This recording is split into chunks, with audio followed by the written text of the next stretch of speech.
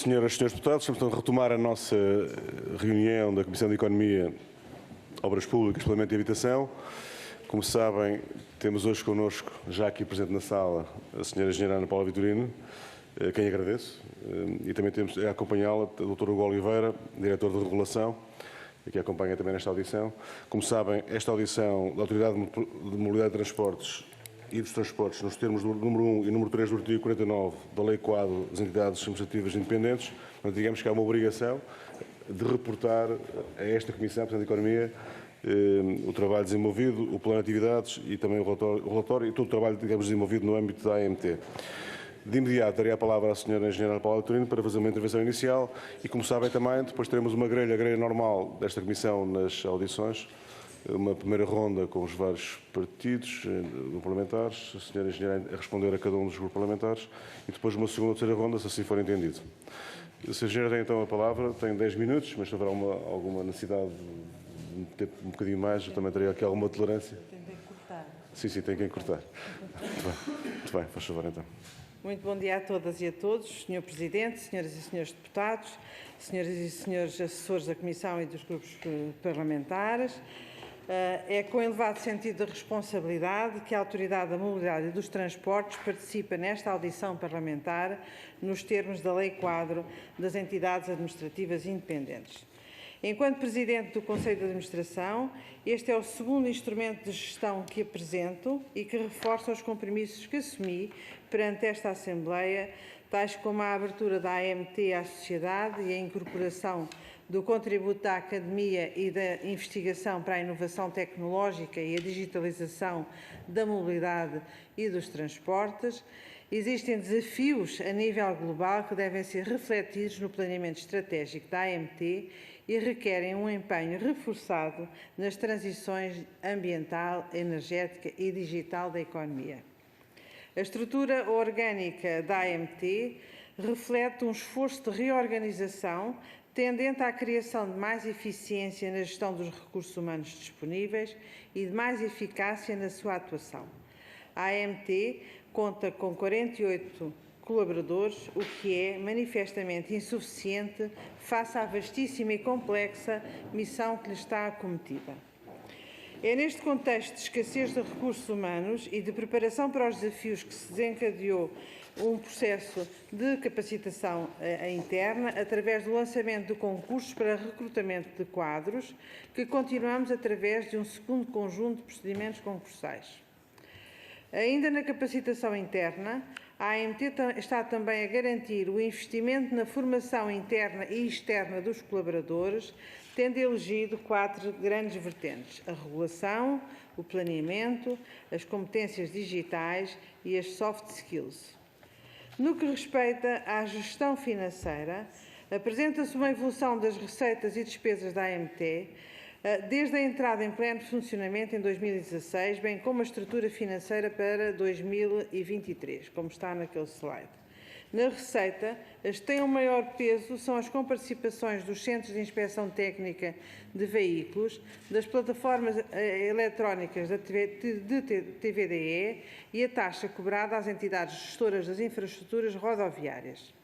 Relativamente à despesa, os maiores grupos são, como é normal, os gastos com pessoal, os investimentos e o fornecimento de serviços externos, como eletricidade, água, etc.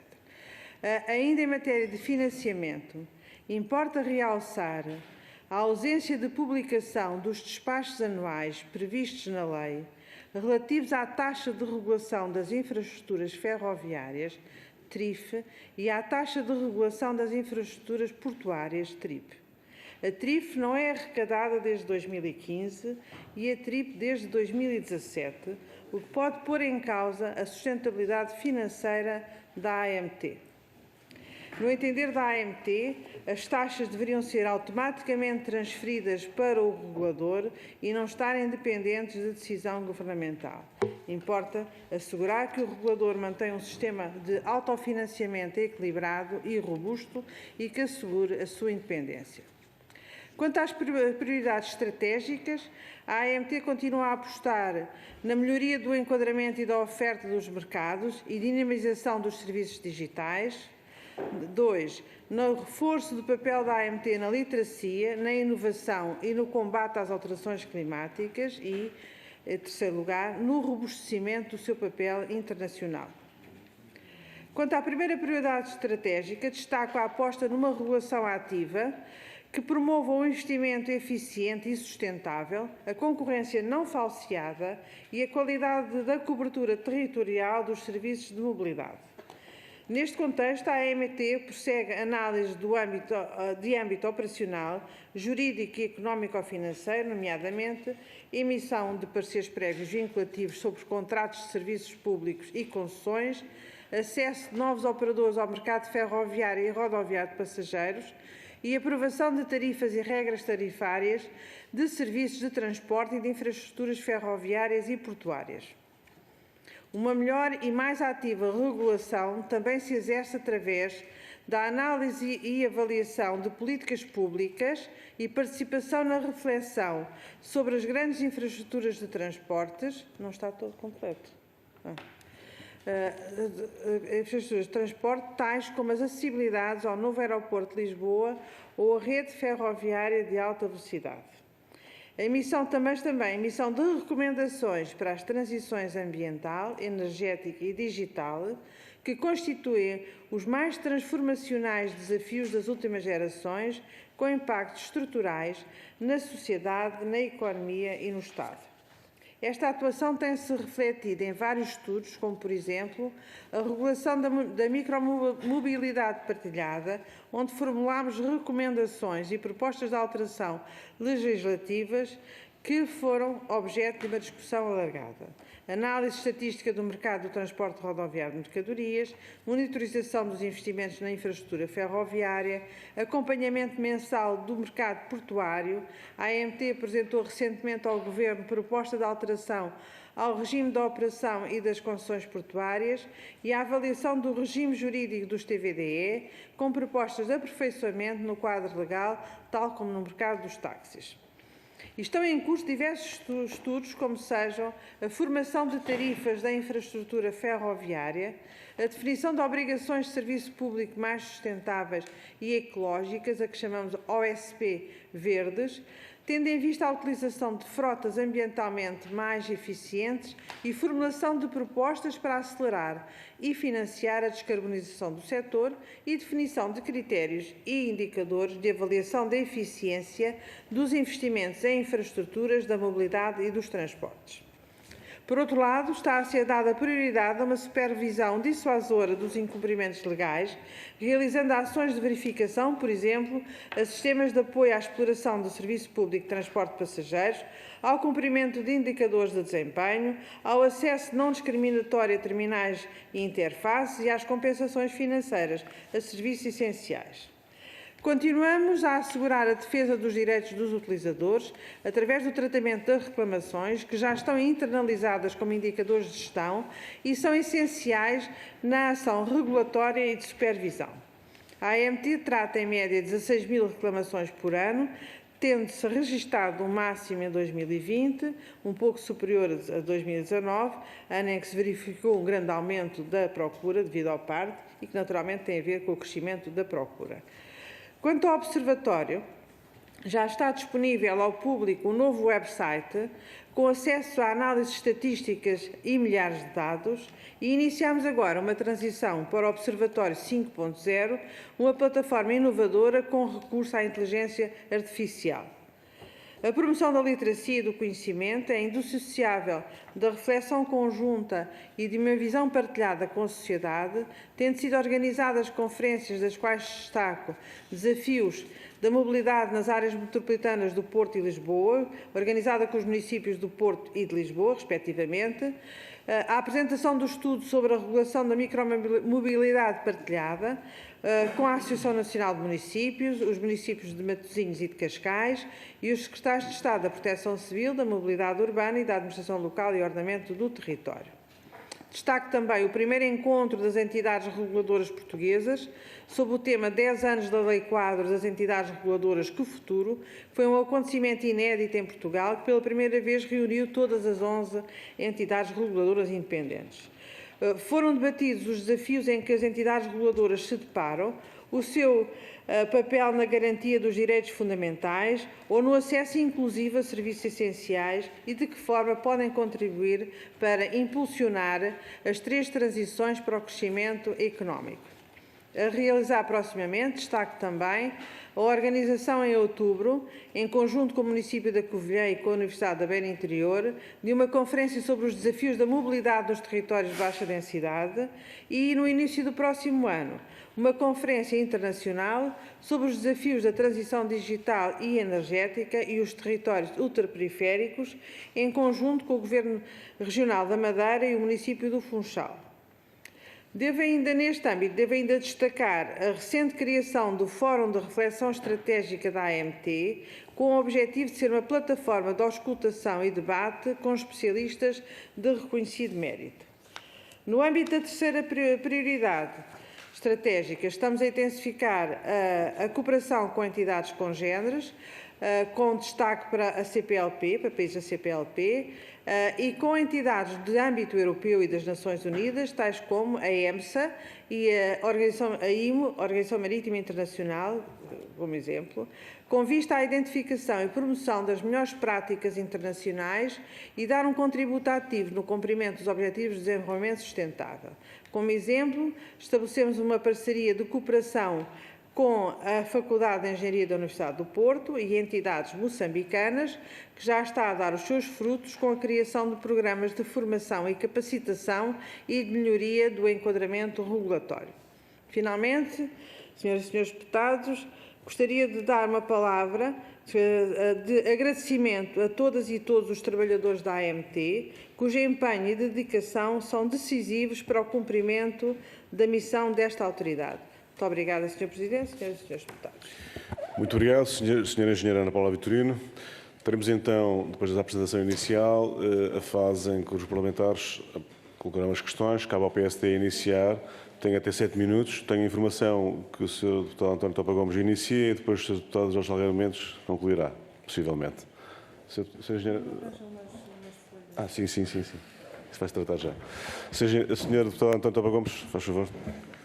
Muito obrigado, Sr. Presidente, Senhoras e Senhores Deputados, Sra. Presidente da AMT e respectivos acompanhantes. Agradecer em primeiro lugar a apresentação e, digamos, começar por fazer um comentário à parte. Em todos os relatórios parece evidente o esforço de transição digital e, portanto, uma recomendação que faço para a próxima vez é o relatório de atividades ser um documento digital e não um documento digitalizado, cujo trabalho é muito mais difícil de nossa parte.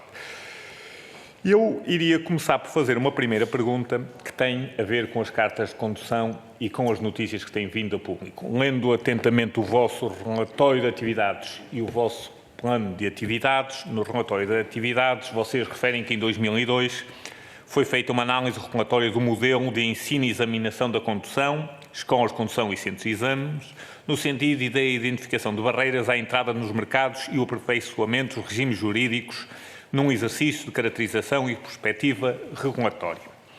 No plano de atividades é referido que pretendem avaliar os mercados de ensino e examinação da condução, tendo em vista identificar se existem situações que justifiquem a intervenção da AMT e, caso necessário, formular recomendações. Ora, além dos tempos de espera, da disparidade de preços das cartas de condução, que são reclamações evidentes, tivemos nos últimos dias notícias preocupantes de cartas de condução vendidas a 200 € numa rede que tem como cúmplice essencialmente o Brasil e a Guiné-Bissau. E, portanto, esta situação parece bem mais preocupante que aquilo que se percebe do vosso relatório de atividades e do vosso plano de atividades para 2023 e, portanto, a primeira pergunta que faço à Sra. Engenheira é que medidas, o que é que está a fazer o AMT e, de alguma forma, este plano de atividades, eu percebo que já foi feito há algum tempo, só agora está a ser discutido, já está adequado a esta nova situação. Ao Sr. Deputado António Topa Gomes, não é pergunta-resposta.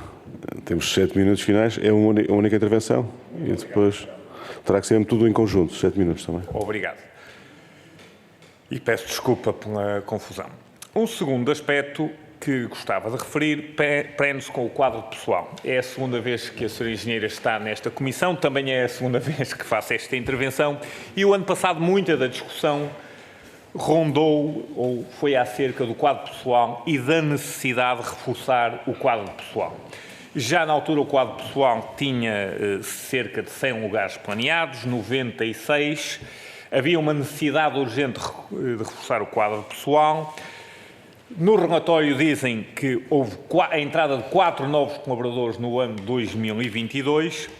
Eu confesso que a determinada altura fiquei confuso porque acho que há mesmo uma gralha no relatório, porque se diz durante o ano 2022 registaram-se as seguintes variações quanto à entrada e saída de colaboradores. Portanto, diz expressamente que é o ano 2002.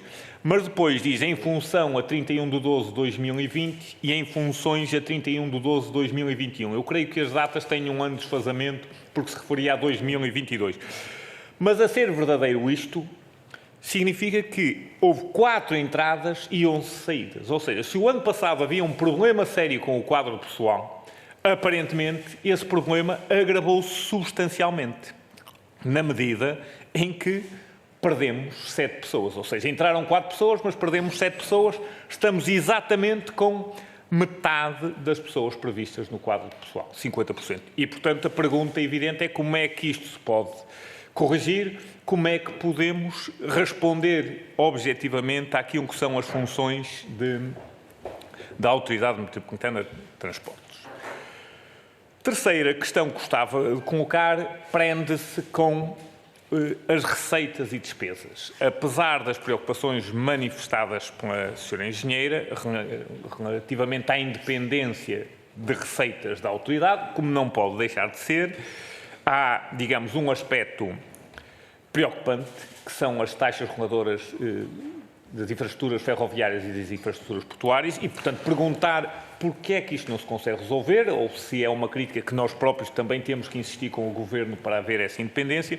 Mas quando olhamos para os resultados, o que também verificamos é que há um resultado muito positivo e crescentemente positivo da AMT, com um resultado positivo de quase 8 milhões de euros. Portanto, isto crescendo significativamente.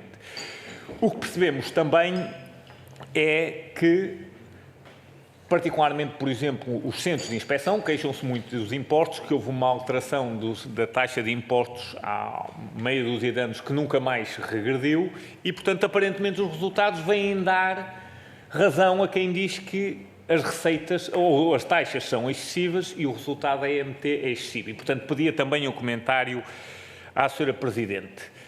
Para terminar, só 2 pequenos comentários. Um tem a ver com as reclamações. Percebo que há um grande esforço das reclamações, mas, permitam uma expressão, há um certo desconsolo de quem vê o vosso relatório relativamente às reclamações. E porquê? Porque a partir de determinada altura parece que o objetivo é ter reclamações. Eu vou só ler esta frase. Tendo em conta os últimos dados preliminares a publicar em 2023, o ano de 2022 será aquele em que se verificaram mais reclamações desde 2016. E, portanto, a partir de determinada altura, parece quase que o objetivo é ter reclamações, não resultando do vosso relatório nem do plano de atividades, uma consequência positiva para o mercado e para os utentes destas reclamações. E isso é uma crítica que faço. A outra questão ainda relativamente a isso é a percentagem de reclamações tratadas é bastante baixa, ou seja, das 22.600, apenas 64% das reclamações são tratadas. E o porquê dessas reclamações tão baixas? E, finalmente, vejo com grande entusiasmo, mais que, aliás, o ano passado já fizemos isto, a questão do observatório e dos dados. Do plano de atividades, parecia-me que ainda estava em funcionamento. Quando podemos ter este observatório a funcionar a tempo em pleno, até que para nós também, como órgão fiscalizador, isso é um instrumento muito importante para definir políticas de transporte. Terminei. Muito obrigado, Sr. Deputado. Eu presumo que tenha terminado a intervenção inicial. Só 3 segundos e, portanto, penso que sim. Para depois. Muito bem. Sra. Engenheira Ana Paula Vitorino, para responder às questões, faz favor. Ao mesmo tempo, 7 minutos. Muito obrigada, Sr. Presidente. Muito obrigada, Sr. Deputado, pelas questões que colocou. E vou tentar responder o mais exaustivamente que conseguir. Aquilo que não houver oportunidade de responder aqui, temos sempre a oportunidade de responder por escrito, enfim, em momento posterior. Bom, eu encaixo a questão do documento digitalizado e não digital. Temos uma desculpa. Apesar de termos, neste momento, estarmos a passar por um processo de digitalização de todos os serviços da AMT, não é só para o exterior, mas também para a AMT, temos ainda uma questão que é a seguinte, é que nós temos que fazer uma alteração no nosso regulamento para ser possível, nestes relatórios que exigem a assinatura da Presidente e a rúbrica de todas as páginas, nós ainda não temos um programa que permita que seja uma rúbrica digital e também no nosso regulamento diz que sem ser assinatura pelo próprio, não permite ainda a assinatura digital. E por isso eu rubrico todas as páginas e depois assino a última e depois o relatório é digitalizado. Mas, de facto, não pode continuar a ser assim, devemos mudar, porque temos que ter uma forma não só a minha assinatura, mas também a minha rúbrica aparecer em todas, mas registado e eu diria, se me permitirem, touché. Bom, relativamente às cartas de condução. Bom, as cartas de condução, como sabe, a emissão de cartas de condução não é da responsabilidade da AMT, é da responsabilidade do IMT. Compete-nos a nós fazer ações de fiscalização. Com as notícias que têm saído, nós já determinámos, nós, o Conselho de Administração, eu e os meus colegas do Conselho, já determinámos fazer uma ação de fiscalização, ainda que tudo indicia que não é uma ação de fiscalização de natureza administrativa, portanto, ou seja, da nossa parte. O que é importante aqui é que, enfim, será de natureza criminal, porque aquilo que se passa, a ser verdade, aquilo que se passa com as cartas de condução, enfim, requer uma fiscalização de natureza criminal que não compete naturalmente à AMT. Mas nós, quando referimos que fazemos uma supervisão sobre a questão das cartas de condução, tem a ver com a qualidade da formação. A qualidade da formação e das entidades formadoras. Portanto, não é bem se as cartas são legais ou ilegais, que nós temos a expectativa que sejam todas legais, mas isso a Justiça o dirá. Relativamente ao quadro pessoal, 4 entradas e 11 saídas, ainda ficaria mais espantado se soubesse que destas 11 saídas são 2 pessoas que entraram nos concursos e, portanto, das 4 há aqui 2 pessoas que saíram porque deixaram de ter acordo de cedência, porque eram funcionários públicos, deixaram de ter acordo de cedência e concorreram aos concursos que nós abrimos e entraram 2 pessoas da casa e entraram e, portanto, há aqui 2 pessoas. Também temos aqui 2 outras situações. Também temos 2 pessoas que, aliás, já há 4 pessoas que se reformaram. Como sabem, chegando aos 70 anos é difícil justificar a permanência, mas nós já não temos trabalhadores com mais de... Tínhamos e o último saiu no início deste ano. E, por outro lado, temos aqui um problema que é o seguinte: a grande maioria dos nossos colaboradores ainda estão abrangidos pelo regime do acordo de cedência. Ora, o acordo de cedência pressupõe a vontade de 3 partes, do próprio, mas da entidade que recebe, no caso a AMT, e da origem. Neste momento, a Administração Pública está com dificuldades de fazer o recrutamento e, portanto, está a chamar os seus funcionários de volta. E por isso, nós temos tido aqui algumas baixas nessas matérias.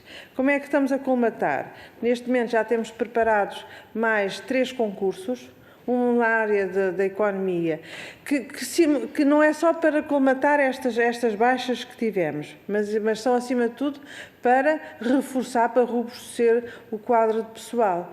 E então, o concurso é para economistas, que temos que ter, outro concurso temos pouquíssimos, é uma entidade reguladora também da económica e temos pouquíssimos economistas. O que temos mais são juristas, mas estamos a fazer um concurso, a preparar o concurso que sairá dentro de dias para economistas, para técnico, engenheiros ou outra licenciatura na área dos sistemas, e também na área do planeamento e engenharia, também precisamos ter, e também na área da comunicação. Esse, aliás, já está a decorrer na área E, portanto, estamos a tentar colmatar desta forma. Por outro lado, só para terminar esta parte, e tentando ainda depois de falar do resto, também estamos a apostar noutros acordos de cedência. Existem pessoas que estão a sair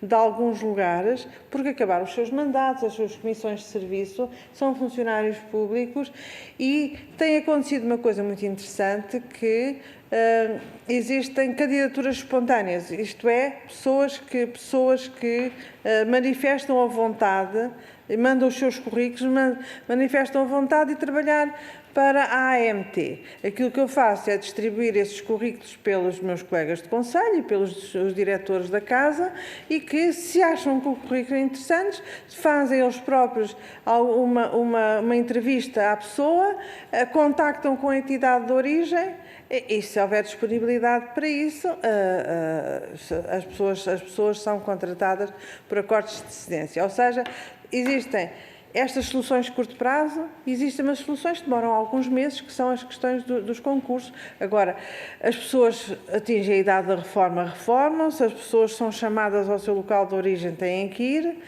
e, enfim, e há outras pessoas, dois casos, em que tiveram ofertas muito interessantes, muito aliciantes do setor privado e foram. Como é compreensível. Relativamente à questão das receitas e despesas e das taxas excessivas, eu, tanto quanto pude observar, a queixa era no sentido do excesso de impostos. Ora, uma taxa não é um imposto, nós não cobramos impostos, é uma taxa e está correlacionada com o serviço que é prestado. E, portanto, nós fazemos sempre, nós estamos recorrentemente a ponderar e a avaliar a formação aliás, um dos estudos que não é no caso dos centros de inspeção, mas é no caso, por exemplo, da tarifação ferroviária.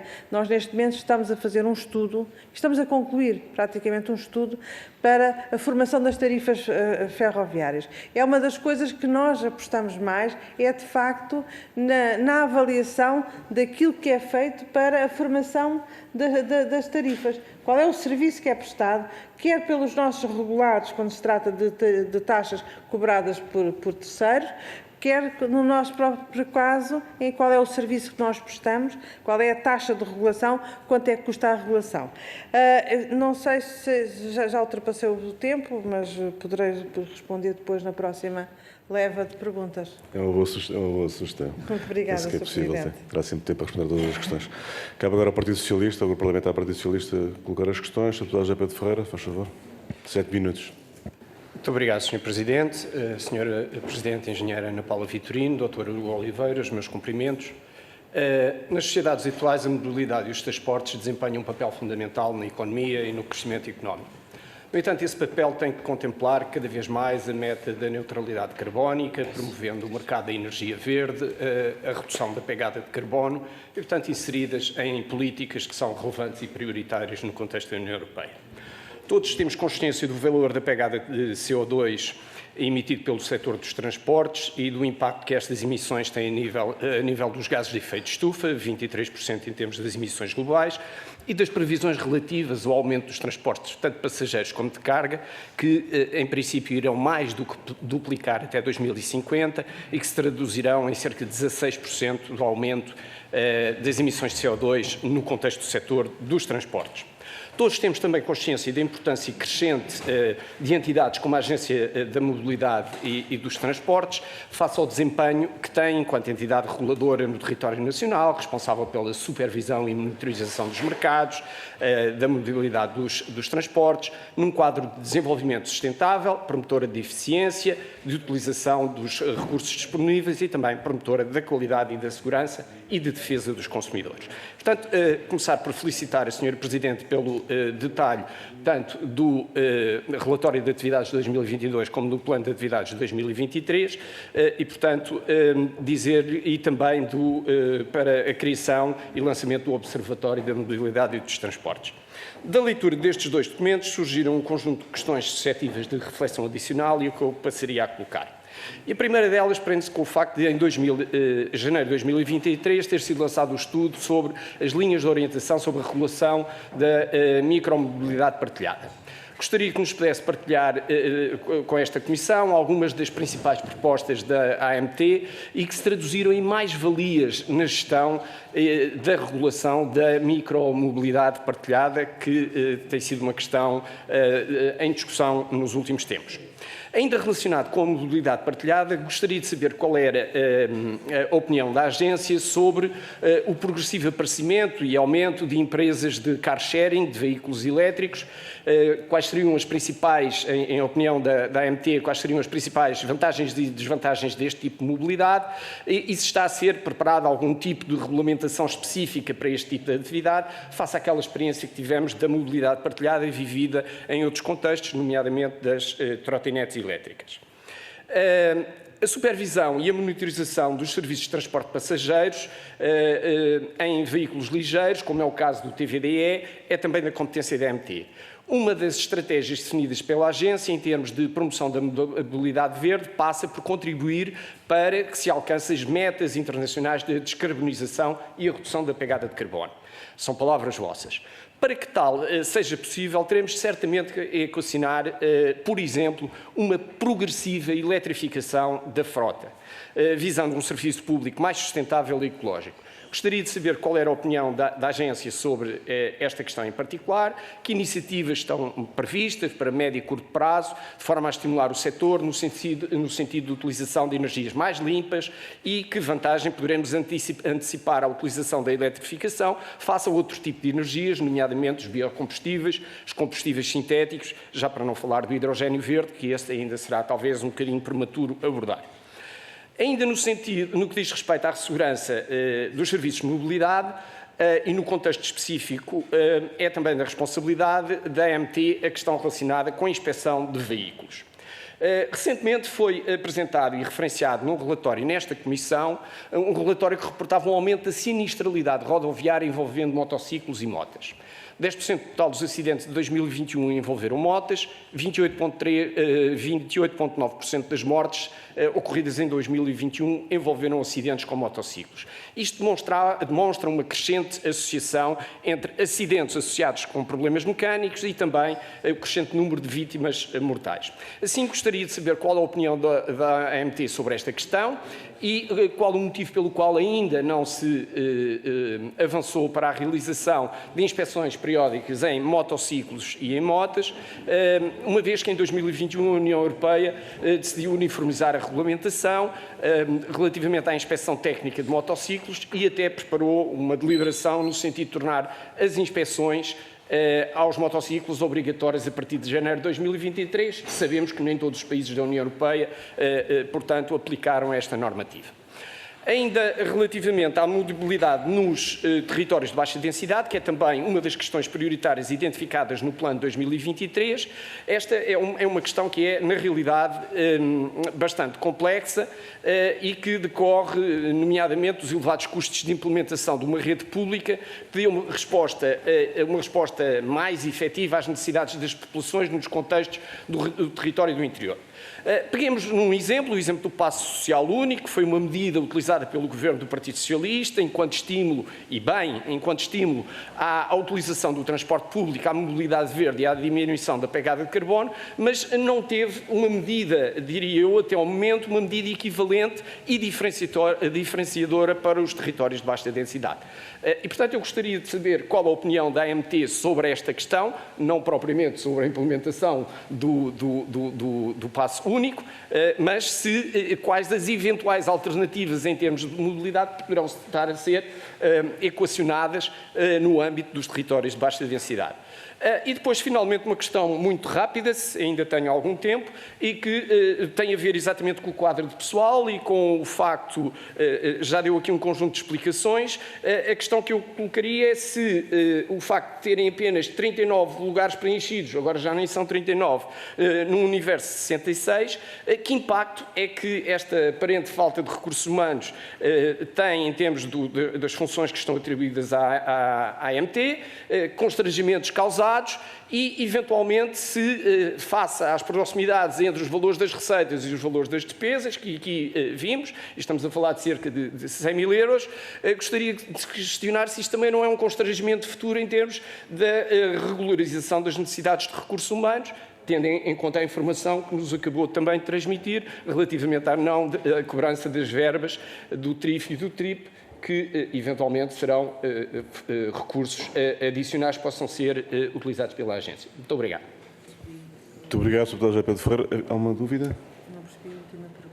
A última questão colocada, Sra. Engenheira, Pessoal, só mesmo a última questão do quadro pessoal. É A isso? última questão, posso esclarecer? Faz favor, faz favor. Relativamente ao quadro pessoal, seria apenas perceber qual a implicação desta redução.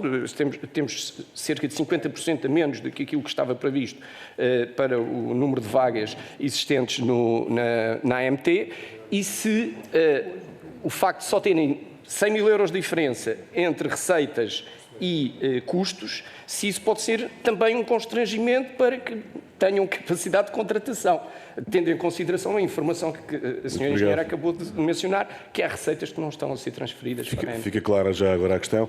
Sra. Engenheira Ana Paula Vitorino tem então 7 minutos para responder às questões colocadas. Muito obrigada, Sr. Presidente. Muito obrigada, Sr. Deputado. A propósito das questões que levantou, vou também aproveitar para responder a uma coisa que não tinha ficado esclarecida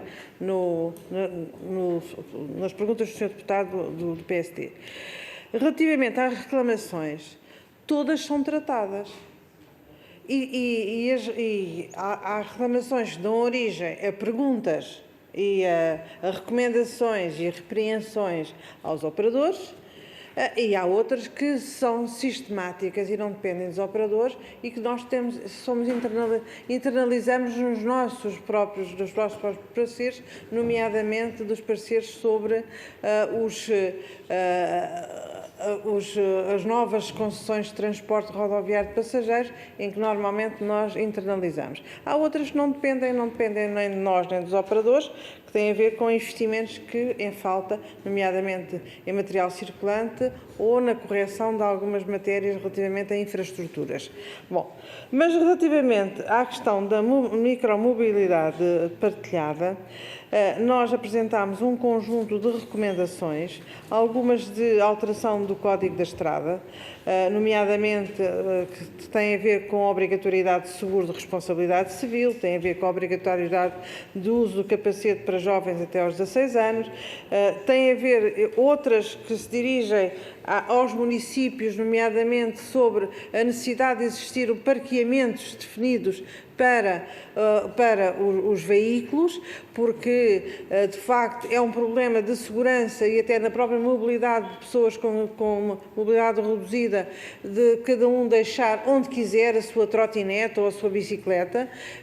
Não pode ser e, portanto, nós recomendamos, as nossas recomendações são no sentido de ter parqueamentos. Quer parqueamentos nos locais em que existe a maior procura, quer parqueamentos até para induzir também a complementaridade com o transporte público, parqueamentos junto às grandes estações, às estações de metro, às estações de comboio e, portanto, isso poderia promover. E são algumas, mas naturalmente que teremos todo o gosto em enviar o relatório, que é exaustivo relativamente às recomendações.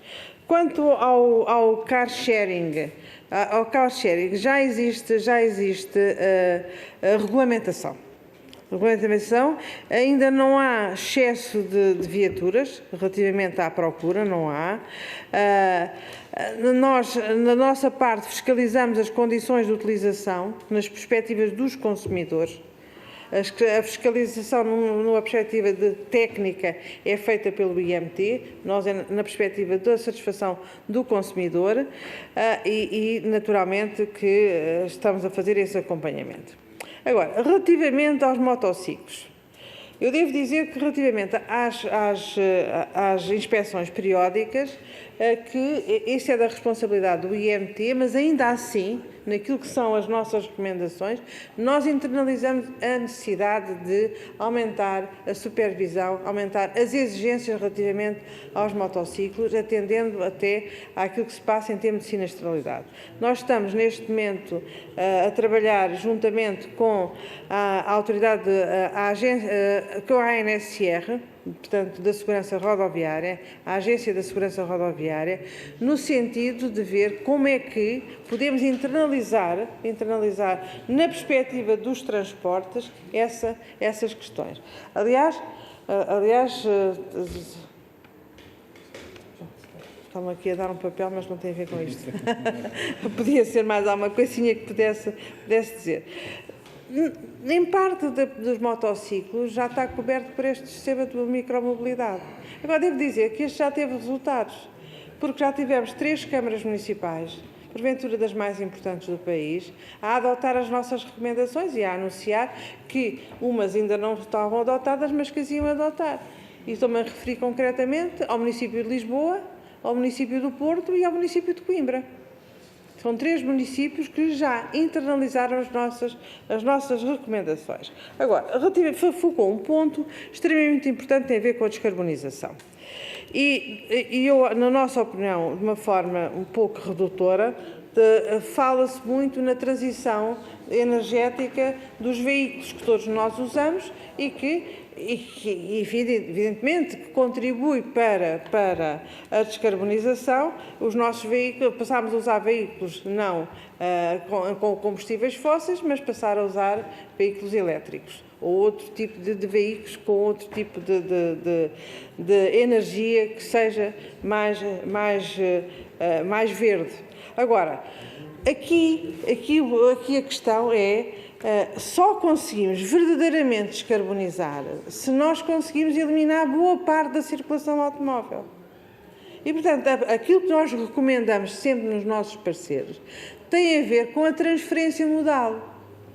Tem a ver com a transferência para transporte público da maioria das deslocações que é feita em carro próprio. Porque nós temos um problema que é excesso de deslocações em veículo próprio. E, portanto, não se resolve só eletrificando, passando a ter esses veículos movidos a um combustível mais amigo do ambiente. O que se resolve é e até se resolve em termos até de utilização excessiva do espaço público em ambiente urbano, e isso só se consegue diminuir se passarmos para o transporte público. Aliás, os dados todos nós conhecemos, julgo que os senhores deputados conhecem, que nas últimas 3 décadas a única atividade económica que não reduziu as suas emissões foi o setor dos transportes. E, pelo contrário, em vez de reduzir as emissões, aumentou em 30% as suas emissões. Mas depois, se formos detalhar aquilo que acontece, verificamos que 67%, quase 70% dessas emissões são produzidas pelo setor rodoviário. Mas se formos ainda detalhar mais, verificamos que a grande maioria dessas emissões é provocada pelo transporte individual, pelos nossos carros. Os carros que nós usamos, porventura, de forma abusiva. Mas isto tem a ver também com uma mudança de mentalidades. Nós não podemos esquecer, quando falamos em descarbonização, temos que, paralelamente, falar de uma outra coisa, que é a adaptação da sociedade. Nós nos últimos 100 anos andámos a construir a sociedade do carbono e, portanto, não conseguimos, sem medidas mais aprofundadas e com maior financiamento, transformar a sociedade do carbono numa sociedade verde. Nós, da nossa parte, estamos a fazer o tal estudo das obrigações de serviço público verdes, ou seja, o que é que podemos impor para descarbonizar as frotas públicas, e também estamos a propor medidas de sustentabilidade para os municípios. Nós recomendamos que se façam planos de mobilidade sustentável para cada um dos municípios. Muitos deles já estão a fazer e o resto fica para responder depois. Muito bem. Senhora Engenheira Ana Paula Vitorino, muito obrigado. Sr. Deputado Filipe Melo, em nome do Partido Chega, faz favor, tem 6 minutos para colocar as questões. Muito obrigado, Sr. Presidente. Cumprimento os Srs. Deputados e cumprimento a Engenheira Ana Paula Vitorino e quem a acompanha. Doutora, há aqui uma série de questões que eu gostava de colocar já num primeiro bloco e que gostaria da sua resposta efetiva a isto. Fomos informados que o primeiro encontro de reguladores na Fundação Oriente, que foi promovido pela AMT e pago pela AMT, que, quando sei, é com uso de dinheiros públicos, terá custado acima de 100 mil euros. Eu pedi-lhe que me confirmasse a veracidade desta informação. Depois também temos informação de que todos os dias são imputados à AMT almoços com custos avultados e que a viagem a Moçambique terá custado, a viagem que a doutora falou, mais de 500 euros por noite só em hotéis. Reforço que a nossa preocupação em saber isto tem a ver apenas e só com o facto da AMT ser gerida com dinheiros públicos. Depois perguntar-lhe sobre o concurso que está em aberto para a área de comunicação, se este concurso corre o risco de ser considerado deserto no final do seu prazo. E a sua engenheira certamente perceberá o porquê de eu lhe estar a perguntar isto. Refiro-me ao anúncio 4 de 2022. Perguntar-lhe também se tem uma explicação plausível para a percentagem de trabalhadores que saiu da AMT desde que assumiu a presidência do mesmo órgão. E também em relação ao plano de atividades proposto, em que, do que nós conseguimos apurar e perceber, e corrija-me se estiver enganado, são dados, ou é dado enfoque a todos os eventos externos, e eles estão a ser cumpridos, os internos é que nem tanto. Mudando um bocadinho de tema, a Sra. Engenheira falou nas tarifas ferroviárias e eu relembro-lhe que as queixas no portal da queixa subiram 58%. 58%. E que o maior grau de insatisfação tem a ver precisamente com a questão da bilhética, com a questão das greves, tudo reportado ao setor ferroviário. Pergunto-lhe o que é que está em marcha para inverter este ciclo de coisa. Depois, como não podia deixar de ser, também algumas questões sobre TV10. Eu sei que incomoda muita gente esta nossa posição, espero que a Sra. Engenheira não incomode tanto e que seja motivo de preocupação. E vou-lhe dar aqui só alguns relatos que são do nosso conhecimento. Em Odivelas, homem regado com álcool e incendiado por condutor TVDE indostânico, ficando com queimaduras graves de primeiro e segundo grau. 1. TVDE, não, pior. Condutor indostânico também, recusa-se a parar onde a cliente pede, impedindo-a de sair do carro, masturbando-se no veículo. Também outro indostânico transporta 5 pessoas no carro e um bebê de 7 meses na mala do carro. Doutora, atenção que para isto nós temos imagens. Não estamos a falar só porque sim. Exploração de trabalho destes homens que vêm de destinos como Bangladesh, Nepal, Índia, Paquistão e por aí fora, que deve conhecer também muito bem os casos.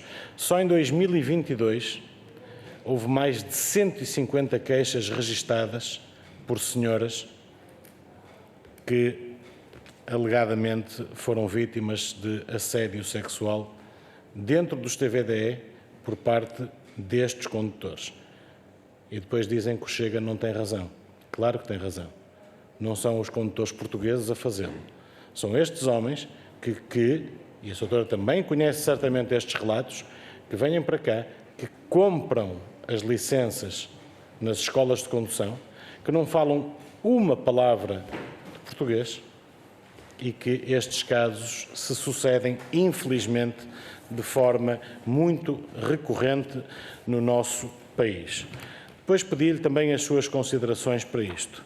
Motoristas da Carris perdem-se a conduzir no concelho de Vila Franca. Horários alterados, escassez de meios e é isto que nós temos também. Caos, pânico e reclamações. Sobrelotação de comboios da CP causa transtornos em Lisboa. A AMT defende estacionamento obrigatório de trotinetas e bicicletas em espaços próprios e capacete obrigatório para menores de 16 anos. Estamos de acordo. E proibir estas mesmas trotinetes de circular nos passeios. Sabe que diariamente... Pois, mas aqui não está. Quero concluir, Sr. Deputado. Vou concluir, Sr. Presidente. Acho muito bem os capacetes, acho muito bem o estacionamento, mas e a quantidade, diariamente, de crianças e de idosos que são atropelados nos passeios por estas trotinetes? Isto não causa preocupação? Muito obrigado. Muito obrigado, Sr. Deputado Filipe Melo. Sra. Engenheira Ana Paula Vitorino tem então 6 minutos para responder às questões colocadas. Muito obrigada, Sr. Presidente. Muito obrigada, Sr. Deputado. Começo pelo fim. Bom, Sr. Deputado, aquilo que a maior parte das matérias que referiu relacionadas com os TVDEs não tem a ver com regulação, tem a ver com questões criminais, ou seja, tem a ver com a polícia, a PSP ou a GNR, conforme a área onde se passou. E por isso, nós não podemos intervir nessa matéria. Nós intervimos na regulação e na supervisão. E, portanto, quando nos chegam queixas relativamente a esta matéria, como eu disse há pouco, as queixas são todas tratadas. Ou se traduzem em recomendações no âmbito de parceiros, ou se traduzem em queixas, porque nós podemos reencaminhar para o Ministério Público, para a PSP, enfim, se são matérias de natureza criminal, é para onde são reencaminhadas. Outra coisa tem a ver com o excesso as cargas excessivas que existem nos determinados transportes. Eu devo dizer que é natural que a CP tenha mais queixas do que todos os outros modos, e tem, porque também é aquela que tem maior capacidade de transporte, portanto, é que transporta mais passageiros e, como sabe, as reclamações, existe um índice de conexão entre o número de passageiros e o número de reclamações. Não existe uma correlação perfeita, mas a maioria das reclamações segue essa tendência.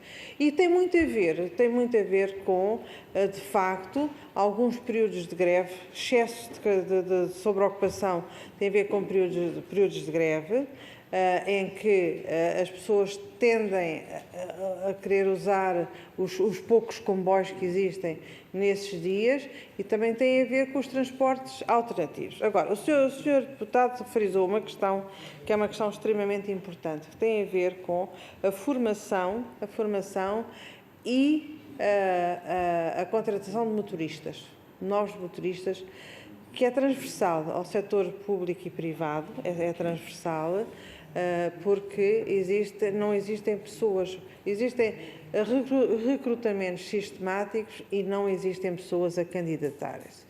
Existem várias empresas, quer públicas, quer privadas, que procuraram fazer recrutamento e dar formação a pessoas estrangeiras, nomeadamente pessoas do Brasil, cidadãos provenientes do Brasil e outros de Cabo Verde.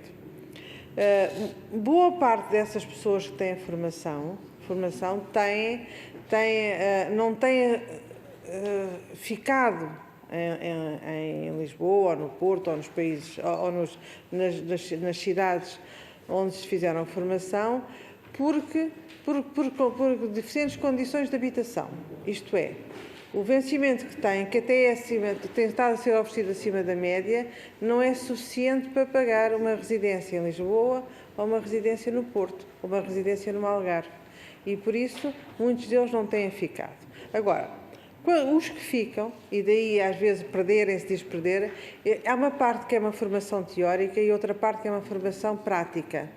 E para além do conhecimento da condução, o conhecimento da informação ao público, da forma de estar, da forma de se relacionar com os clientes, para além de toda a formação técnica, existe também uma formação que tem a ver com os percursos. E essas pessoas que andam a fazer esses percursos dentro dos autocarros são, de acordo com a supervisão que nós fizemos e com as recolhas estatísticas que fizemos, são sempre acompanhadas, não quer dizer que depois não se enganem, mas são corrigidas e estão em treino, andam 2 motoristas, um que é o trainee, o outro que é quem está a dar a formação e que vai ensinando quais são os percursos. Mas isso não é por ser, quer dizer, essas falhas, esse desconhecimento dos percursos não tem a ver nem com a origem em termos de países, nem com a cor da pele. Tem a ver com o desconhecimento das pessoas que estão a iniciar uma formação, estão a iniciar uma profissão e que, portanto, têm falhas que estão a ser seguidas pelos formadores. Relativamente à questão das queixas, a maior parte das queixas tem a ver com a facilidade tarifária ou não. Não tem a ver com o custo do bilhete. Tem a ver com aquilo que é a maior ou menor de simplificação do pagamento da tarifa, seja ele que desejavelmente devia ser todos já por via digital, e não é ainda, e, portanto, existem alguns problemas relativamente a isso. Agora, relativamente às questões que colocou sobre os custos avultados que existem na AMT. Eu devo dizer que está mal informado. E está mal informado porquê? Primeiro, a conferência não custou 100.000 euros. Existe uma componente que foi uma componente cara, que foi de 35.000 euros. 35.000 euros, que teve a ver, que tinha as instalações, tinha o streaming, tinha as gravações, tinha toda a componente e tinha também, para além de ter isso tudo, tinha os coffee breaks, o café e a bolachinha que se servem nos coffee breaks. Era o que tinha. Portanto, custou 35.000 euros. Não sei se custou mais alguma coisa, mas que será absolutamente subsidiário. Não houve prendas nem nada disso para oferecer a ninguém. Toda a gente participou de uma forma gratuita, foram todos os reguladores, os presidentes dos reguladores, diretores dos reguladores e foram pessoas convidadas também, professores universitários, pessoas que vieram. Houve uma pessoa que veio de Genebra, que é funcionária da UNTAD, e que nós não lhe pagámos sequer a deslocação ou o alojamento. E, portanto, não vejo como é que poderemos ter. Agora, permanentemente almoços de custo avultado. Bom, os almoços nós pagamos um almoço aos nossos colegas moçambicanos que estão cá, estão cá durante a semana toda, pagamos um almoço segunda-feira. E foi um almoço relativamente sóbrio, num sítio relativamente sóbrio. Agora, há outros almoços ao Sr. Deputado. O Sr. Deputado deve estar enganado, porque as únicas pessoas que apresentam faturas de almoços naquela casa são as pessoas do Conselho de Administração ou, eventualmente, algum diretor que vai em serviço ou vá substituir um de nós em alguma intervenção pública. E eu devo dizer-lhe que os meus gastos representam uma diminuição substancial relativamente ao meu antecessor. Porventura, porque eu frequento sítios mais modestos. E também não tenho a prática dos almoços de serviço e, portanto, os almoços que faço são quando já não posso evitar que sejam um almoço de serviço. Porque eu costumo dizer que as refeições eu faço ou sozinha ou com os meus amigos e a minha família. E, portanto, só mesmo em último caso é que faço almoços de trabalho. E os almoços de trabalho são os almoços que são pagos através da AMT. E nós temos que identificar em cada fatura com quem é que almoçamos. E isso é feito pela minha colega Cristina Pinto Dias, isso é feito pelo meu colega vice-presidente Eduardo Lopes Rodrigues e é feito por mim. Temos que sempre identificar com quem almoçamos. E devo dizer que nenhum de nós tem hábitos caros nessa matéria. Finalmente, só para a questão do pessoal, senhor deputado, as pessoas que saíram da AMT foram pessoas que se reformaram, pessoas que tiveram que voltar ao local de origem porque estavam em acordo de cedência, pessoas que foram porque eu autorizei para o PRR, para a Câmara Municipal de Lisboa e para uma delas é vogal do IMT, e todas as outras pessoas, uma saiu porque de facto não fazia falta, porque a produtividade da pessoa era demasiado baixa. Aliás, tinha um absentismo que era maior, mais de 50%, demos-lhe uma oportunidade para compensar, não esteve interessada em compensar, foi-se embora, e é funcionária pública no Ministério dos Negócios Estrangeiros. Mas temos uma outra situação, que era uma pessoa que, enquanto esteve na AMT, não produziu um único relatório para a AMT e, em contrapartida, fez o seu próprio doutoramento. São as pessoas que saíram da AMT, são pessoas nestas circunstâncias. Muito obrigado, Sra. Engenheira Ana Paula Vitorino. Temos então agora uma segunda ronda, como sabem, 3 minutos a cada grupo parlamentar com resposta conjunta. Percebo que o Sr. Deputado Jorge Almeida Mendes para 3 minutos e o Sr. Deputado Filipe Melo para 3 minutos também. Sr. Deputado Jorge Almeida Mendes, 3 minutos. Muito obrigado, Sr. Presidente. Queria cumprimentar a Sra. Engenheira Ana Paula Vitorino e o Sr. Dr. Hugo Oliveira, bem como todos os colegas. Sra. Engenheira, eu sou um grande utilizador dos TVDEs há muitos anos. E creio que foi, sobretudo na Europa, esta iniciativa privada, de privados para um serviço quase público de transportes, acho que foi uma grande novidade e não tenho nenhuma razão de queixa em relação aos operadores de TVDE, mas não sei se é por uma questão pessoal, se é por sorte. Depois, dizer-lhe que em 2021 o IMT elaborou um relatório relativamente à questão da necessidade de alterarmos a lei dos TVDEs. A AMT também elaborou um parecer em fevereiro de 2022. O Governo comprometeu-se no orçamento de 21, que em 22 alteraria a lei. Entretanto, essa propositura do Governo passou para 2023. Chegou a esta casa, já foi, entretanto, discutida e aprovada a nova lei do táxi, mas do TVDE ainda o Governo não fez chegar nada a esta casa. A pergunta que queria colocar é: está preocupada? Não acha que é tempo demais à espera que o Governo faça a alteração da lei que já se encontra atrasada e para melhorarmos, sobretudo, ir ao encontro a algumas preocupações do MT em relação à relação entre os trabalhadores e operadores e algumas regras que é preciso implementar no setor ou não? A segunda questão tem a ver com Também os concursos têm sido levados a efeito pelas comunidades intermunicipais para a rede de transportes públicos regionais. Como sabe, tem havido muitas dificuldades, as CIMs não estavam dotadas tecnicamente nem de meios humanos para, digamos, assumir esta competência que foi transferida para as CIMs, pelos municípios. E, tanto os concursos têm vindo a sofrer atraso, o lançamento, tem havido revisões, os concursos têm ficado desertos.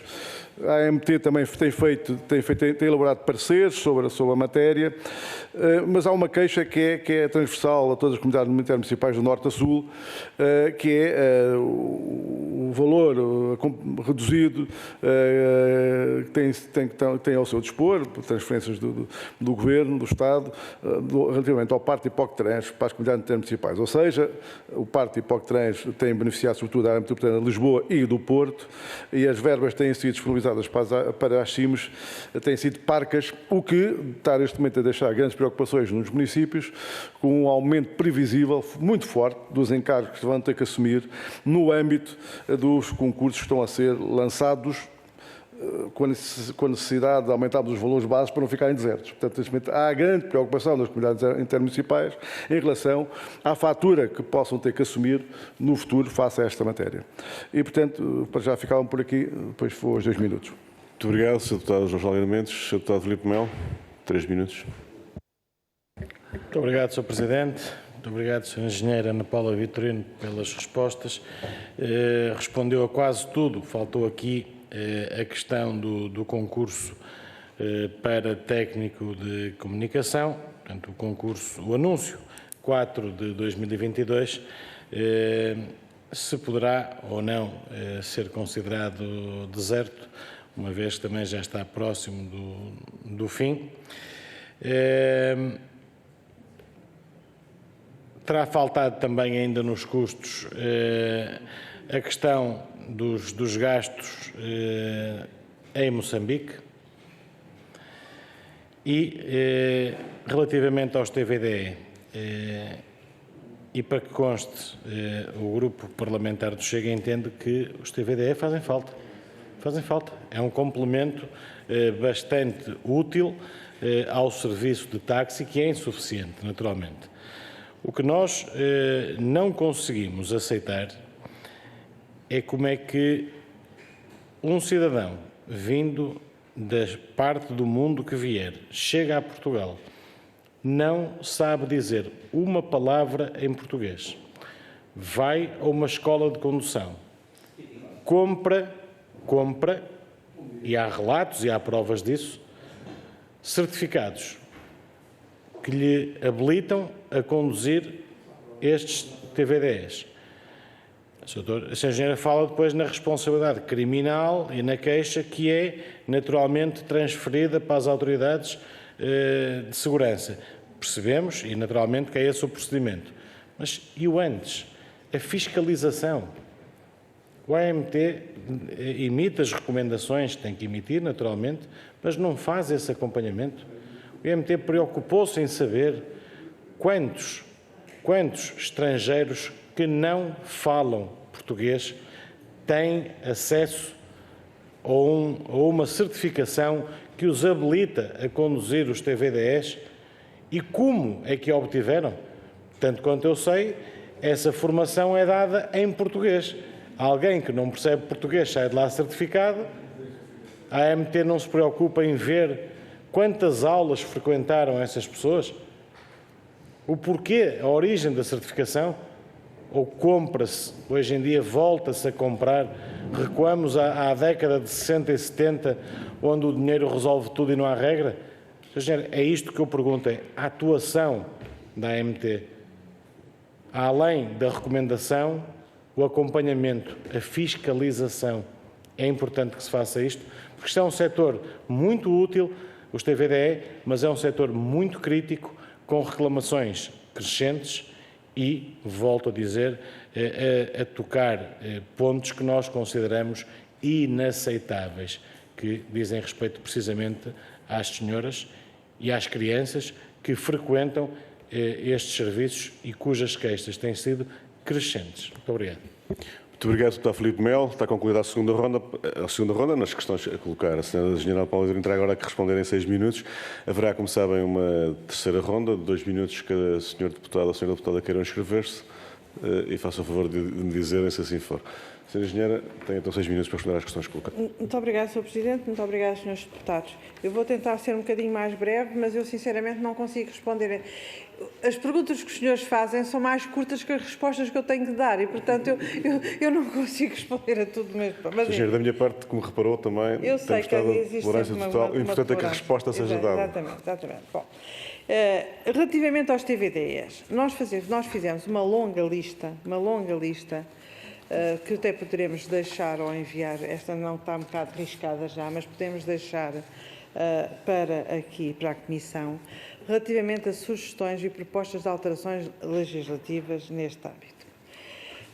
E uma das matérias que está um pouco confusa é de quem é a competência para fiscalizar. Neste momento, a competência para essa fiscalização é do IMT, do Instituto da Mobilidade dos Transportes, e não da AMT, Autoridade da Mobilidade dos Transportes. Nós somos da Autoridade da Mobilidade dos Transportes e não temos essa competência, ainda que achássemos que deveríamos ter essa competência, e é uma das não integral, portanto, há coisas que nós devemos fiscalizar, nomeadamente o cumprimento, a compliance deve ser connosco, mas as questões depois mais técnicas dos carros, das viaturas, dos mecânicos, não é connosco, deverá sempre continuar a ser com o IMT.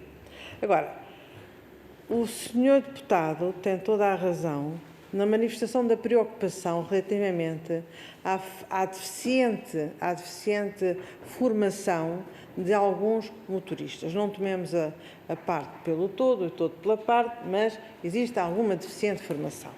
E nós temos, enfim, temos algumas até experiências pessoais, nós, devo-se contar, por exemplo, íamos para... Eu e uma colaboradora, uma colega da AMT, íamos apanhar o avião, porque íamos para ter uma reunião com a IMO, em Londres, e eu comecei a ficar preocupada e telefonei: doutora, mas onde é que a senhora anda? E ela disse: eu ando aqui às voltas, porque o motorista não sabe onde é que é o TVD. Não sabe onde é que é o aeroporto. Isso é gravíssimo. Nós tomamos nota e fizemos nós próprios uma reclamação para o IMT. A lei tem que ser muito clara relativamente ao conhecimento, sem prejudicar a economia, porque a economia aquilo é um serviço que é necessário. Nós temos dificuldade em encontrar, nós, país, em termos motoristas, e, portanto, temos que recorrer também a estrangeiros. Mas, na sua certificação, deve haver um cuidado maior, que não pode passar, naturalmente, por haver pessoas que não sabem onde é que estão, não sabem onde é que é, não entendem o que as pessoas dizem, nem em inglês percebem, já temos reclamado de situações dessas.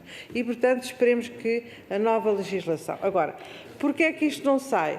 Tanto quanto nós sabemos, nós fizemos parte do grupo de trabalho dos TVDEs, aliás, emitimos uma longa lista de recomendações, fizemos parte do grupo do táxi, tanto quanto nos é dado saber é que estão a seguir em conjunto, aliás, o Dr. Hugo Oliveira faz parte desse grupo de trabalho, estão agora a seguir em conjunto a nova legislação dos táxis e a nova legislação dos TVDEs.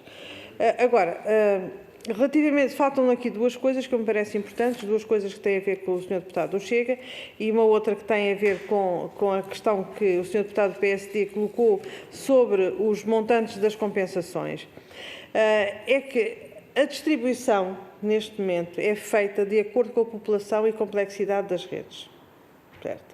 Agora, o que é que nós entendemos que deve ser alterado? E poderemos introduzi-lo na nova geração de contratos de serviço público. Porque os concursos são lançados pelas autoridades de transporte, ou por municípios ou pelas comunidades intermunicipais, mas nós temos a obrigação de dar pareceres prévios vinculativos antes de serem lançados.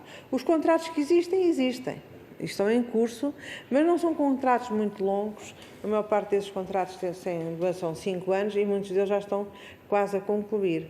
Mas devem ser introduzidas medidas discriminatórias, ou seja, defendemos que a distribuição do montante das compensações que existe não deve ser estritamente proporcional à complexidade e à dimensão da população que é servida, mas sim, ter aqui também, deve ter em conta esses indicadores, mas depois haver aqui uma distorção positiva relativamente à interioridade e à ausência e à rarefação dos transportes que existem.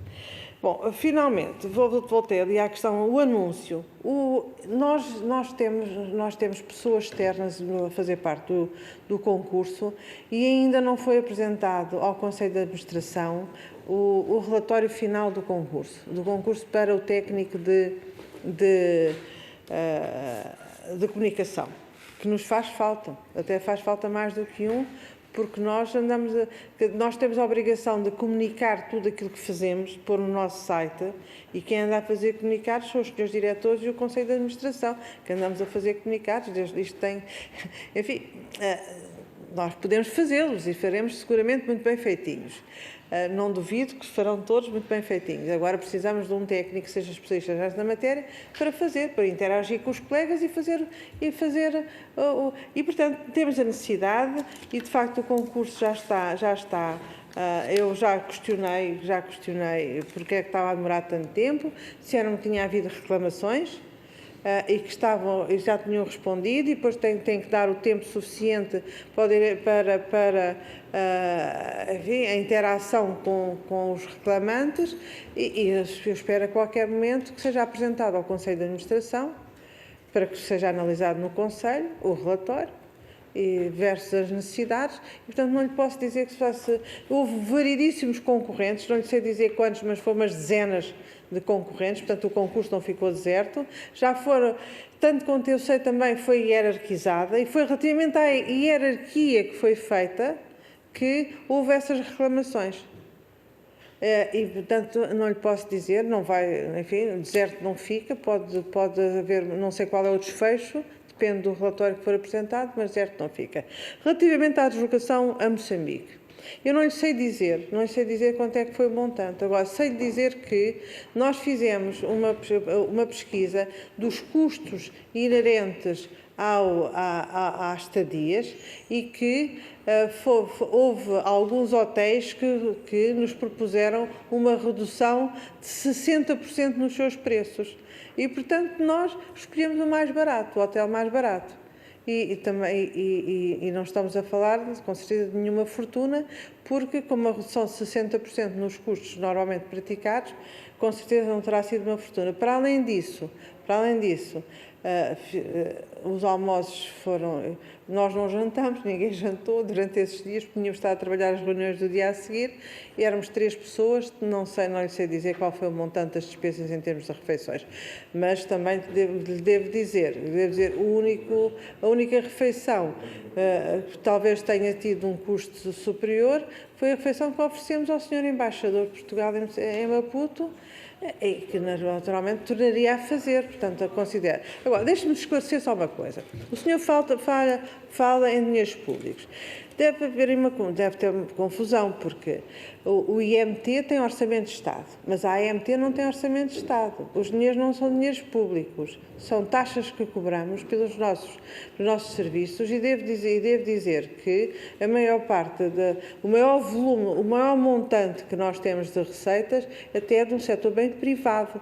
Tem a ver com os centros de automóveis, tem a ver com as autoestradas, em que cada um de nós paga uma portagem e há uma percentagem mínima dessa que é para nós, ou seja, não estamos a falar de dinheiros públicos. Isso não impede que eu e os meus colegas de administração e todos os diretores que estão imbuídos desse espírito tenhamos o maior rigor nas contas das contas da AMT de uma forma geral e nas nossas individualmente. Eu devo dizer que nós chegamos ao ponto, para não termos mais despesas, eu e o vice-presidente não temos carro próprio. Houve uma vogal que optou por esse regime, que é legítimo, que é ilegal e é legal, e, portanto, todas as despesas relativamente a isso são de uma elevadíssima sobriedade, e nenhum de nós, e o nosso vice-presidente chega ao ponto, se por acaso o carro que costuma conduzi-lo é necessário para outra coisa, vai de táxi, e não podíamos alugar um carro, podíamos ter outro motorista, não. Portanto, nós somos de uma elevadíssima sobriedade. Agora, evidentemente que não deixamos de ter a nossa atividade, e a nossa atividade tem custos, e os custos previstos na lei. E, portanto, quem diz o contrário, o senhor está a dizer essas coisas, provavelmente terá informações de outra natureza. Agora, somos nós que assinamos as contas, e nas contas está tudo, rigorosamente tudo, o que é pago pela AMT.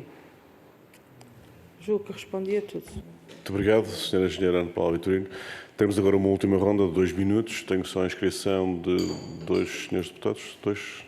Deputado António Topa Gomes e o Sr. Deputado Filipe Melo. É assim.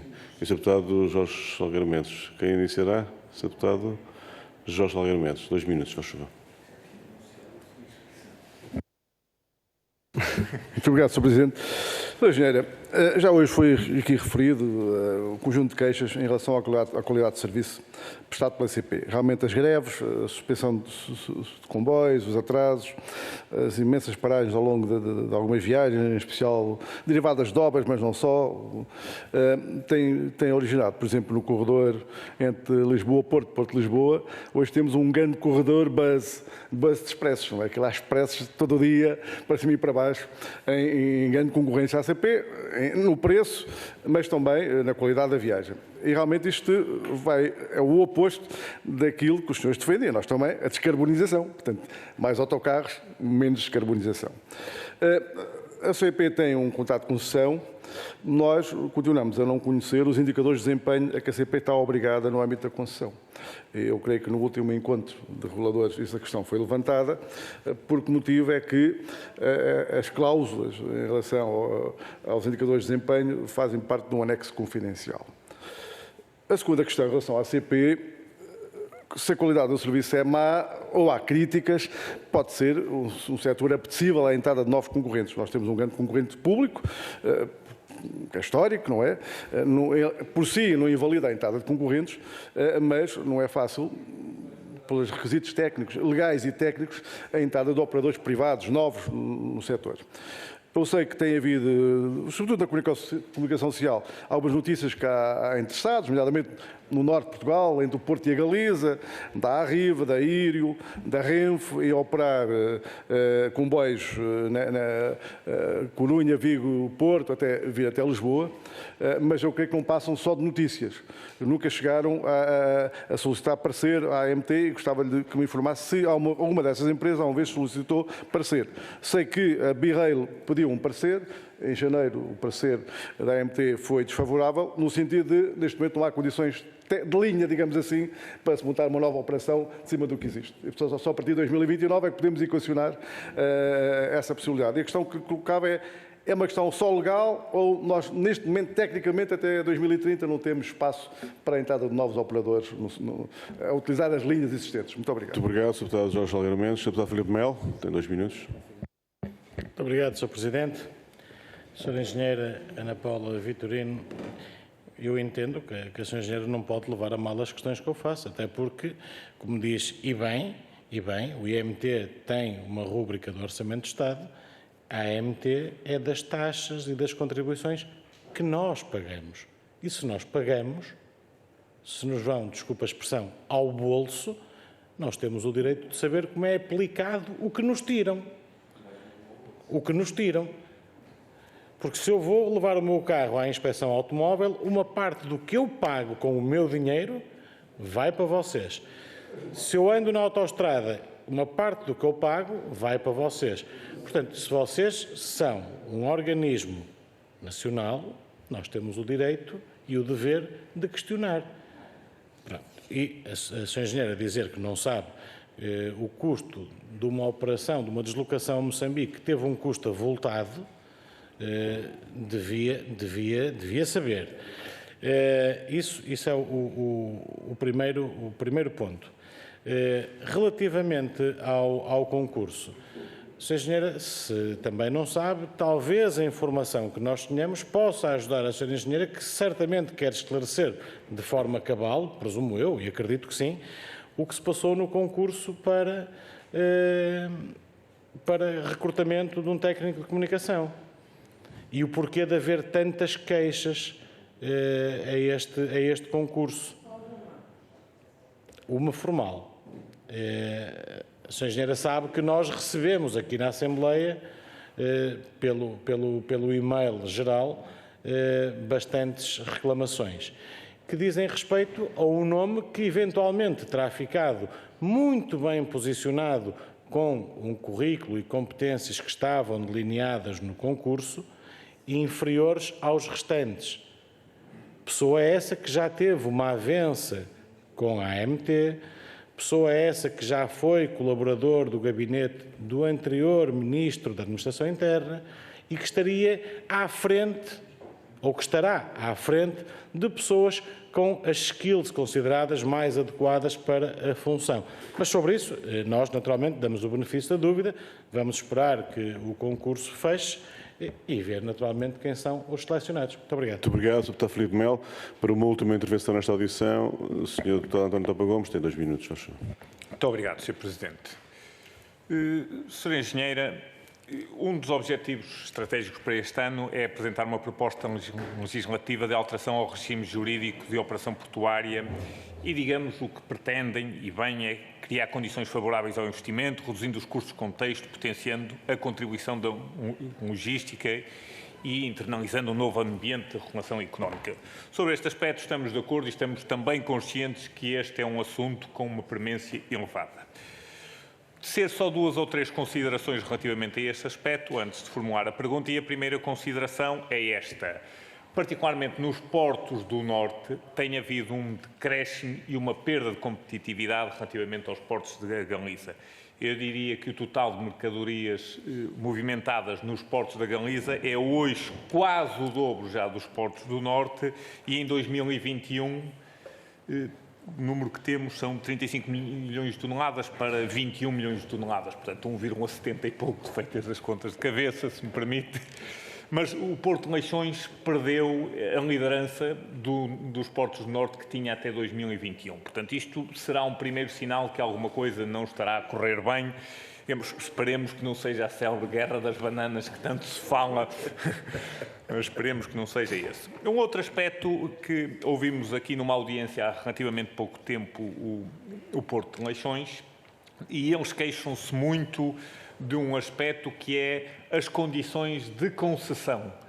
Eu julgo que o tempo não está a contar. Sr. Deputado António Topa Gomes, como o senhor é engenheiro e é muito rápido nas análises, terá reparado que é o somatório das 2 audições. É o somatório da anterior. Sim, obrigado. Faz favor. Mas termino já, de qualquer das formas.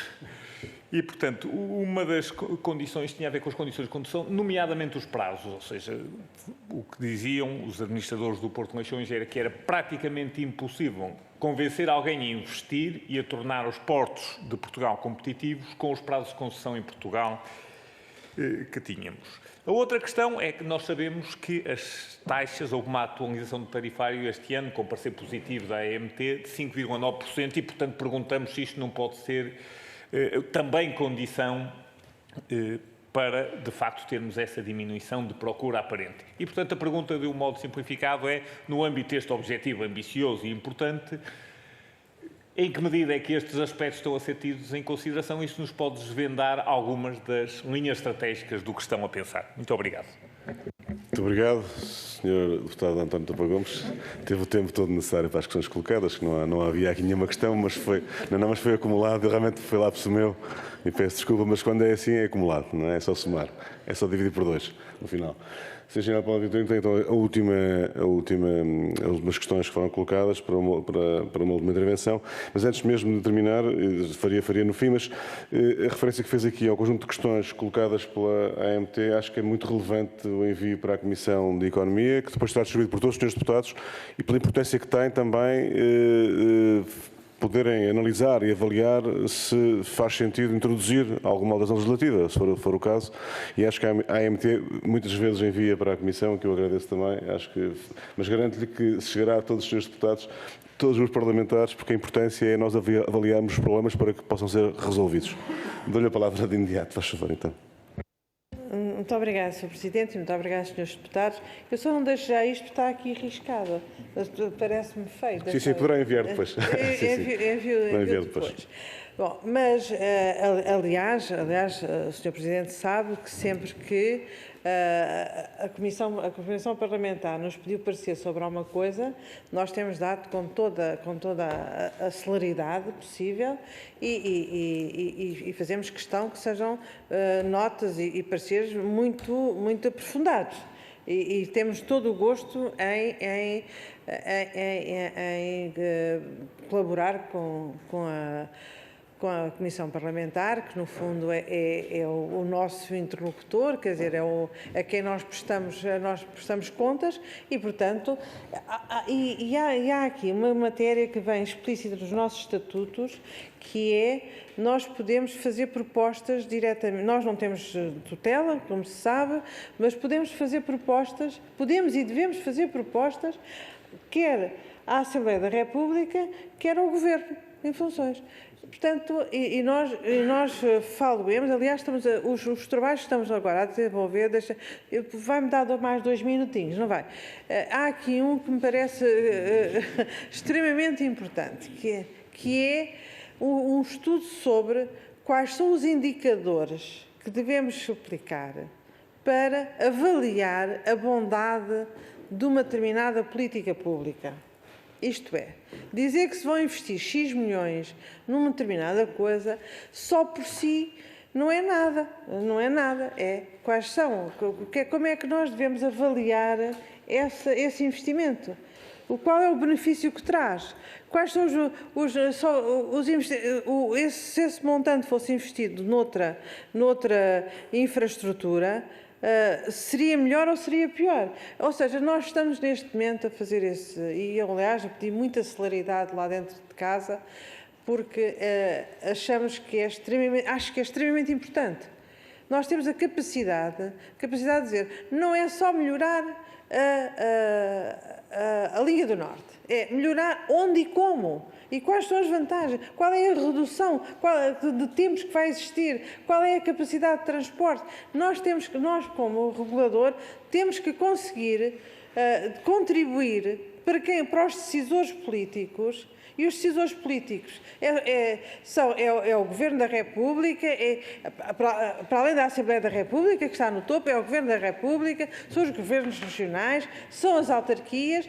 Isso é que está o poder político e nós devemos contribuir para fundamentar melhor uma decisão. E, portanto, estamos a dar muito empenho. Eu espero que consigamos rapidamente estabelecer isso. Enfim, eu até já disse que podíamos fazer por fases, fazer relatórios preliminares, porque qualquer informação adicional é bom para quem tem que estar na vossa posição de decidir ou de avaliar decisões. E acho que isso é extremamente importante. Agora, relativamente aos portos, vou começar pela ordem inversa. Relativamente aos portos, não é verdade que os portos portugueses estejam a perder influência, ou seja, estejam a perder carga para outros portos. É verdade que existem problemas, porque existem algumas infraestruturas que já deveriam ser melhoradas. Relativamente ao Porto de Leixões, até é pública a minha posição relativamente a isso, já devia estar a ser feito um novo terminal, já deviam estar a ser feitas uma série de investimentos.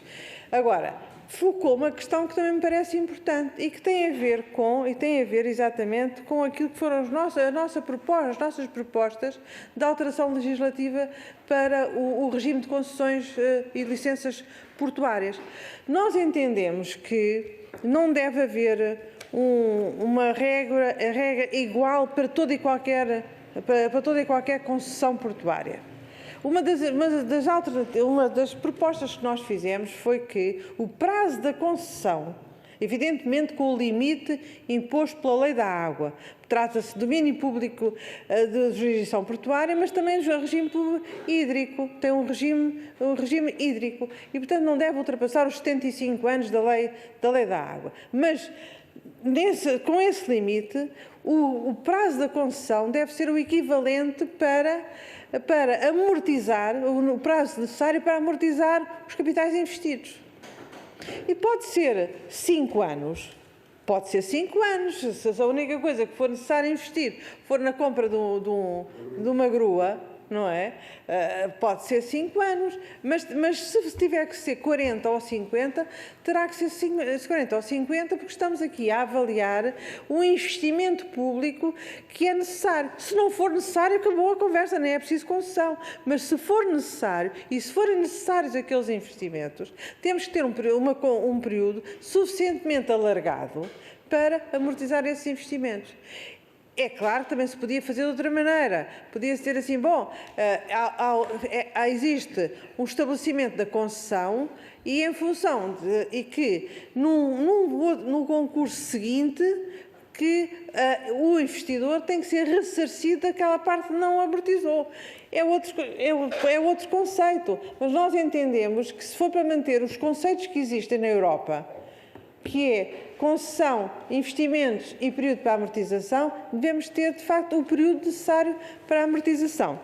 E essa é uma das propostas que nós fizemos, outras têm a ver com a simplificação administrativa, enfim, têm a ver com imposições de descarbonização, com de caminhar para uma energia verde, enfim, temos outras sugestões. Bom, agora, relativamente às despesas de deslocação a Moçambique, Sr. Deputado, não tenho que se sentir ofendida. Claro, eu não me estou a sentir ofendida, eu só estou aqui, humildemente, a revelar que não tenho aqui comigo os orçamentos de todas as deslocações que temos feito, minhas ou de outras pessoas. O que eu sei é que, quando me perguntaram se nós tínhamos, lá, o secretariado, se nós tínhamos preferência por hotel, eu disse, bom, escolham um que tenha, enfim, seja decente, não é? Mas dos decentes o mais barato. E foi feita essa identificação e depois houve contactos com os hotéis perguntando se faziam algum abatimento, uma vez que nós somos uma autoridade ainda portuguesa. E houve um dos hotéis que ofereceu um desconto de 60%, que propôs preços que tinham a ver com os que utilizam para o seu próprio grupo. E, portanto, comparativamente, era o mais barato de todos e foi esse que foi escolhido. Relativamente a outras despesas, as únicas despesas que existiram foram os 3 almoços, que o resto foi-nos oferecido. Foram 3 almoços, só um deles é que foi, de facto, é capaz de ter sido mais caro que o habitual, mas foi num restaurante e foi oferecido ao nosso embaixador lá e a outras pessoas, enfim, de autoridades moçambicanas. Foi o único que pode ter sido mais caro, o resto até não estava, era no hotel e comemos, enfim, não temos que chegar a esse pormenor, mas até hambúrgueres comemos, portanto, e como deve ser, imaginar, não é assim tão caro comer os hambúrgueres. Agora, relativamente às queixas do concurso, nós, formalmente, o Conselho de Administração, recebemos uma queixa. E essa queixa era referente a uma pessoa que considerava que teria melhor currículo que o primeiro classificado. Fazendo fé naquilo que lá está escrito, essa pessoa que referiu que já foi assessor não estava em primeiro lugar. E é dito pela pessoa que fez a queixa que até deveria estar vai melhor classificado e que não deveria estar em segundo. Era assim, enfim, também não tenho aqui comigo essa queixa. O que é que eu fiz? Mandei para o gabinete jurídico perguntando, portanto, em concordância, de acordo com os meus colegas de Conselho, que nós fazemos tudo. Eu acho que não há um voto contra qualquer decisão do Conselho que o Conselho tenha tomado, desde que eu lá estou, mas mandámos para o gabinete jurídico dizendo, bom, há um concurso a decorrer, nós não podemos estar a imiscuir-nos nesse concurso, não podemos ser parte, o júri é soberano e há de apresentar-nos o que é que nós fazemos. E o conselho do gabinete jurídico foi enviar apenas para conhecimento do júri sem ter nenhuma outra espécie de despacho. E lá foi. Eu aguardo, muito sinceramente, que venha a resposta do júri. O concurso não ficou deserto? Não ficou. Enfim, só deixe-me, Sr. Presidente, se me permite, porque é uma questão importante, a CP. O resto vamos deixar para depois. A CP.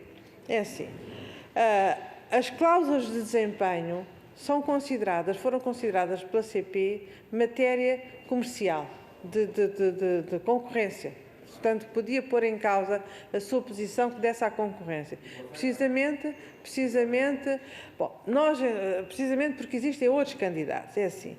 De facto, nós estamos neste momento a analisar, porque existe matéria que é confidencial, mas existe outra matéria nesse desempenho que não é confidencial.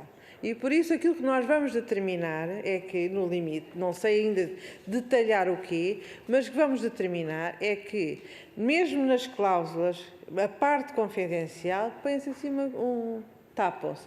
E aquilo que não é confidencial, publique-se. Porque, na realidade, existem indicadores de desempenho para a CP. Agora, também chama a atenção, o incumprimento por greve não é assacável à CP. Eu só quero agradecer. Senhor Presidente, senhores deputados, eu sei que o Senhor Presidente sabe, não sei se todos os senhores deputados sabem, mas para mim é sempre um gosto muito grande vir aqui a esta comissão. E gosto muito das questões que são colocadas e respondo, não fico ofendida com nenhuma questão, enfim, o Sr. Deputado Chega já se foi embora, não fico, mas é com todo o gosto e que sentido de utilidade que eu acho que partilho o conhecimento que nós temos, nem sempre todo porque não temos tempo, porque eu ficaria aqui toda a tarde, mas também as perguntas que os senhores deputados fazem servem para melhorar o nosso próprio desempenho. E julgo que é esse um dos interesses. A Comissão terá outros interesses. Agora, o nosso interesse é, de facto, usar também as perguntas para melhorar o nosso desempenho. Por isso, muito obrigada, Sr. Presidente, muito obrigada, senhoras e senhores deputados. Muito obrigado, Sra. Engenheira Ana Paula Vitorino, pela esta audição e eu sei também que tenho gosto em cá estar. Tive cá muitos anos onde partilhamos muitas vezes, às vezes muitas discussões muito profundas aqui nesta Comissão, também na Economia, mas faz parte.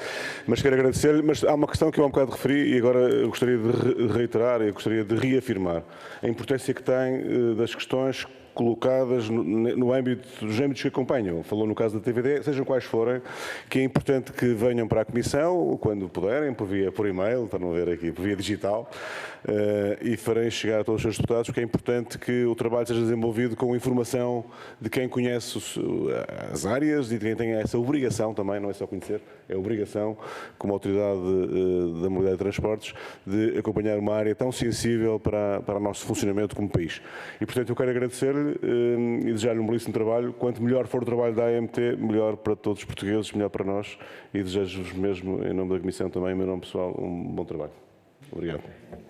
E aos seus deputados, até já. Não hoje, mas logo à tarde.